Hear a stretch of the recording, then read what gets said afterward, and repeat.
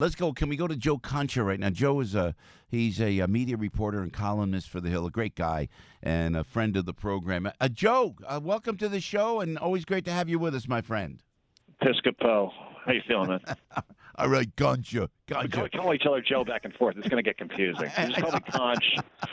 Concha, or Captain, my captain, something like that. You're right. How come Bill O'Reilly always called? Bill's a friend of the show too. We love having Bill on the show. Remember, he'd always call everybody by the last name, didn't he? Always, no matter who it was. Except it's a newsroom thing, right? It is. Even women, you'd call it. Hey, Joe. So this impeachment fiasco, it's not playing very well for the Democrats. And I lean on your expertise because you always have a right take on these things, my friend. It's like the way Adam Schiff came out as soon as the President's Council laid their case out, and it looked like it was great the way they laid it out on the president's behalf. Then you see Adam Schiff like shuffled out with no makeup on. Help me out here. No makeup. He was very disheveled. There were the elevators in the background. That tells me that the whole Democrats push is kind of falling apart.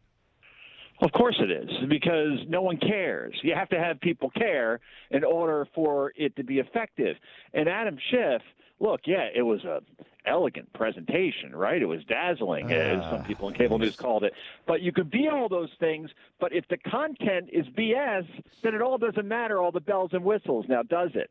And the bottom line is that Adam Schiff told us for 3 years that he had evidence that there was collusion between Russia and Trump, and it was all a lie. So now suddenly we should treat everything he says like it's some sort of book in the Bible? Of course not.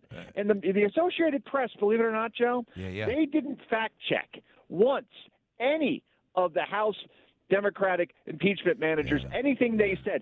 Suddenly, the fact-check people decide to check in for work the minute the White House counsel began. I checked this with AP. I said, why didn't you guys do it for one and not the other? Oh, we covered the other one, but we didn't fact-check it. Oh, no need to do that when Adam Schiff's involved, the Michael Avenatti of Congress.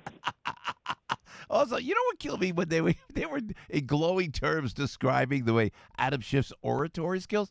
Hey, Joe, seriously? This guy, and no disrespect, I don't want to say anything mean about anybody. There was no panache. There was no he's not an eloquent orator the way Ronald Reagan was, for example, you know? And how could they get so caught up in this? It's like people want to believe this impeachment thing so badly on the progressive socialist side that they're using this man, Adam Schiff, as a hero, for crying out loud. Because he's the useful idiot of the week, right? If you have the stage and you're anti-Trump, then you are going to be hoisted up as a deity. Just like, remember Michael Wolff, he wrote that book, Fire and Fury in the White House. For 3 weeks, he's on every show. And then people began to ask, hey, did you fact-check anything in this book? Nah, I heard it from my father's brother's nephew's cousin's former roommate, to quote Spaceballs, right? I mean, it could be true, it might not be, but hey, it's entertainment. The Omarosa, same thing, writes a book, because she's credible. And then she's on every show for 2 weeks. So now Schiff is now the Omarosa, right? He's just a pawn to advance this anti-Trump narrative. But then I look at an ABC News poll just yesterday. Trump is up 6 points. 6 since impeachment began. I know. Right? But why don't they? People hate the media so much for pushing this crap on us all the time. But why don't they? Show some objectivity. Why don't they apologize? Like the whole Avenatti thing. People forget about the Russia collusion delusion and how they went after that. They don't mention that. And also Avenatti, and you hear, you talk about it, Sean talks about it, Tucker talks about it, but Avenatti was like he was the glory boy for all of the networks.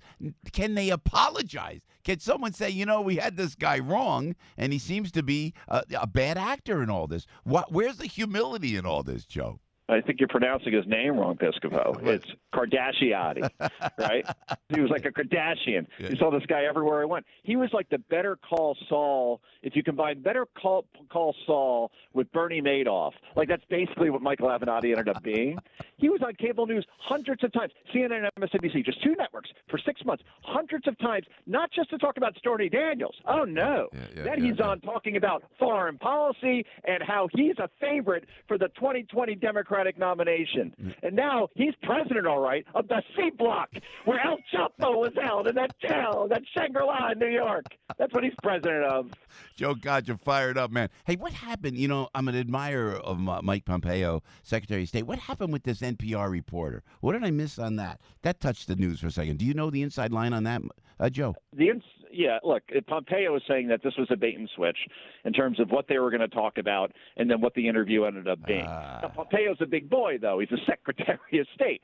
So if a reporter throws some questions at you that isn't quite, on the original agenda, then you should be able to take it. So then what he did was say, okay, you know what? No one cares about this impeachment, which is accurate. And, then he challenged the reporter to find Ukraine on a map. If you asked every reporter, including me, to find Ukraine on a map, unless it has an actual crane on it, I'm not going to be able to find this thing. All right? Yeah, so that's so true. Look, Pompeo's, he's taking advantage.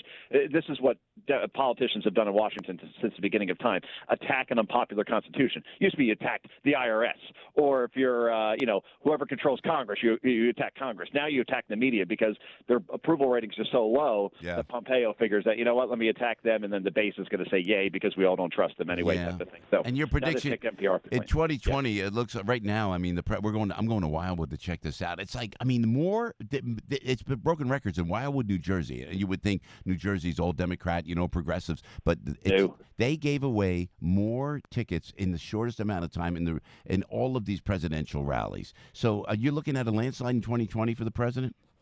Oh, no. It's impossible in this country to have a landslide because we're that far polarized, right? Yeah. I think Trump wins, but he wins kind of in the same way he did in 2016, particularly if it's a Biden or a Sanders or a Warren that ends up being the nominee. The only guy who's going to give him trouble, believe it or not, is Bloomberg.